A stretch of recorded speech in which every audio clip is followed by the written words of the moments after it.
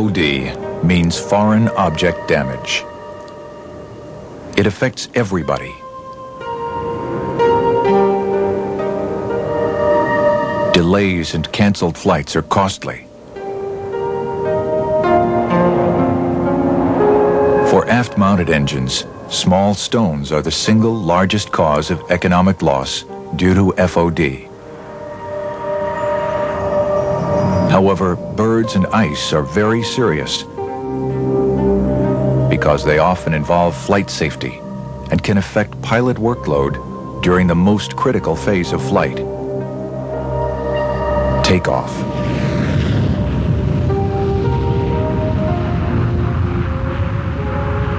Still, FOD is largely preventable.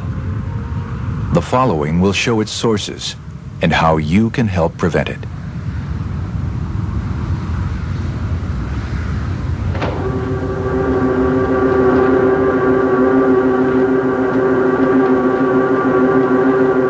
To ensure resistance to FOD, the engines are proven durable.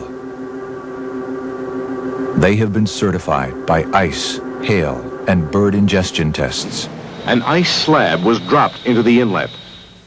The engine experienced negligible loss in power and sustained minimal damage to the fan rotor.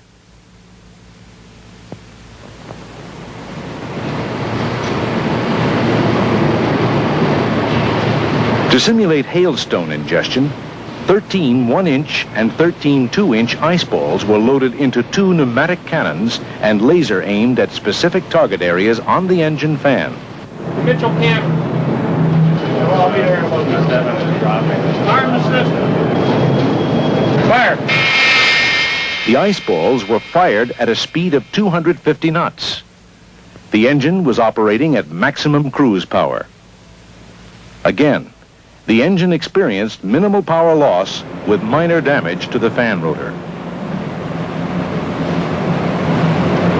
To demonstrate engine integrity after multiple bird strikes, 4 medium-sized birds weighing 1.5 pounds each were fired into the engine at a speed of 250 knots.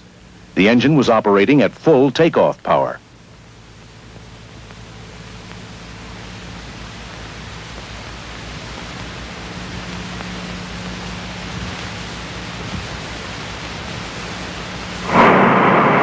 On impact, the engine surged, recovered immediately, and continued to operate satisfactorily. Cold weather and ice can present hazardous conditions. Use proper aircraft operating practices, de-icing, and runway cleaning procedures.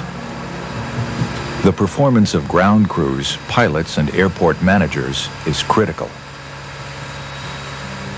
Let's start with the pilots. Pilots need to follow procedures without exception.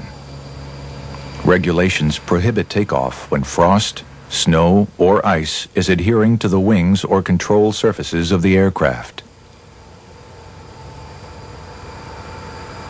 So make certain the aircraft is properly de-iced. Turn on engine and airfoil anti-ice when icing conditions exist or are expected. In short, follow proper operating procedures. Ice ingestion caused by ice shedding from the airplane may go undetected by the pilot, even if more than one engine is affected. Therefore, inspection of fan blade tips may reveal damage even when there is no pilot report. Repeated engine surge introduces considerable stress to engine components. When surge or power loss is reported by the pilot, inspect the compressor section carefully. It may have internal damage.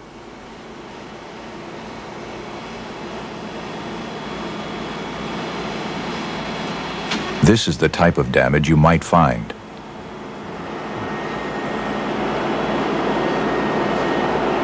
Or the damage could be worse.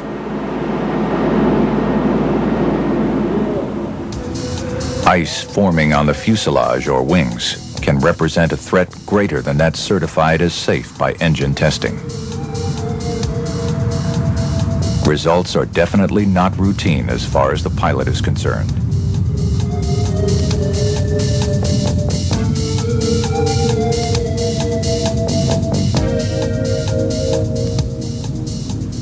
A massive ice ingestion event is often preceded by the observation of minor aircraft damage caused by water leakage, which freezes and dislodges in flight. Dents like this in leading-edge surfaces indicate the need for maintenance action to check the aircraft for water leakage. Waste disposal servicing is an important operation. Inspect for signs of leakage before starting. Follow manufacturer's procedures carefully. And be sure that the area is wiped down very clean when finished.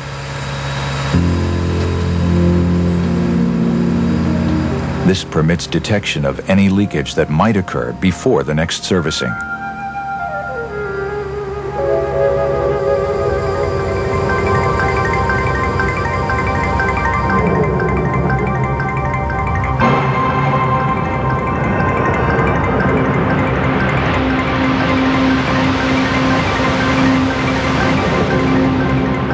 Must be taken seriously.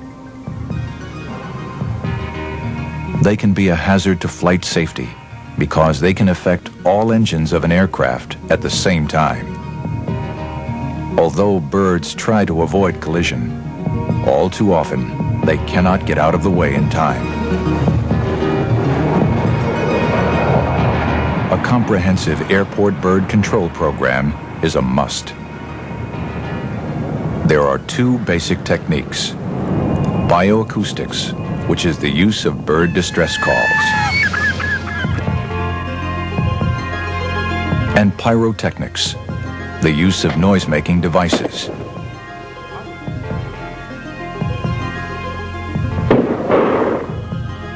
These two techniques work best used together. When using bioacoustics, be sure to identify the species of bird at your airport so that the right distress call can be used. The wrong one would be ineffective. When using pyrotechnics, be sure to move the noise-making device from time to time so the birds don't get habituated to the sound.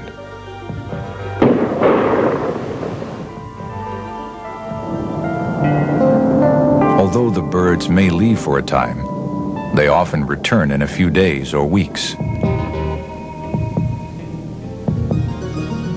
An effective bird control program requires persistence.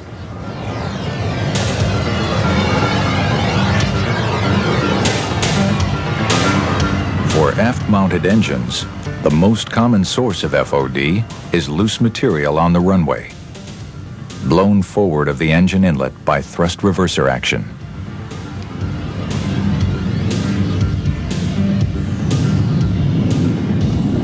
Here is an illustration of what happens during reverse thrust. In the top drawing, at idle reverse at 60 knots and 1.2 at 80, the reverse efflux remains at the rear of the engine. At 1.2 at 60 knots and 1.6 at 80, the reverse efflux is advancing, but is still not forward of the inlet. But such ranges as 1.4 at 60 knots and 1.2 at 40 provide an atmosphere for FOD damage. As the bottom illustration shows, no FOD problem exists during power back. With no relative wind, all debris is blown along the ground, and thus is never lifted to a position where it could be drawn into the engine. Engine suction by itself is not a big factor in FOD. Material must be lofted up in front of the engine before being ingested.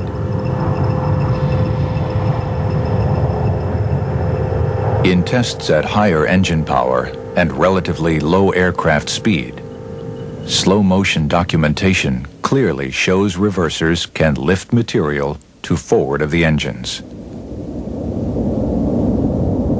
Therefore, published procedures regarding use of reverse power must be strictly followed. Unless higher thrust is required for existing conditions.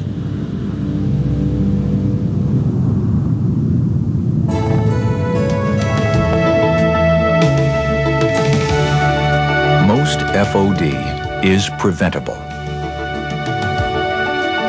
Snow and ice can be a problem. Remove it from the runway and from the aircraft.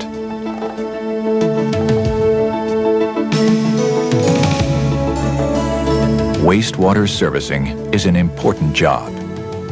Procedures must be followed carefully. Bird control.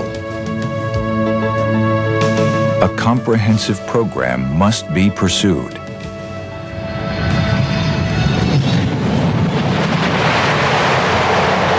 And thrust reversers. Follow manufacturer's guidelines. A small failure to work hard at FOD prevention can have serious consequences.